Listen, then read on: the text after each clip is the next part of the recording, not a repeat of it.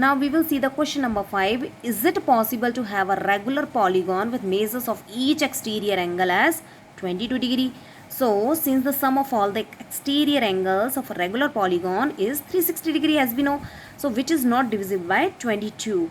It is not possible that a regular polygon must have its exterior angle 22 degree. Why? Because since the sum of all the exterior angles of a regular polygon is 360 degree, so if we will divide by the 22, so we will if we will solve this question, so we will have the answer 180 by divided by 11. So can we cancel this? Can we divide this? No, which is not divisible by 22 degrees. So it is not possible that a regular polygon must have its exterior angle 22 degree. That's the answer.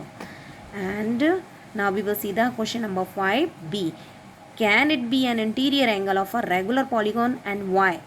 So sum of all interior angles of a regular polygon of sides, and as we know we are having this formula n minus 2 into 180 degree.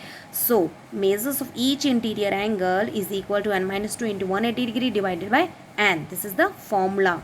So here n minus 2 into 180 degree divided by n is equal to 22 degree.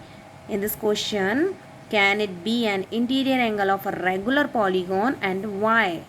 So n minus 2 into 180 degree divided by n is equal to 22 degree. So here again we have to multiply 180 degree with the 9 n. So 180 degree n 180 n minus 2 into 180 degree, and here we have to transfer of this n this side, so 22 n will be there. So here 180 degree 180 n, we have to separate the n terms and without n terms. So here 180 n minus 22 n is equal to 360 degree. When we have to subtract, so we will have the answer 158 n is equal to 360 degree. Again we have to take this value to the right hand side in the denominator. So n is equal to 360 divided by 158. So when we will cancel, so we will have the answer 180 divided by 79. So this is not a whole number. This is not a whole number.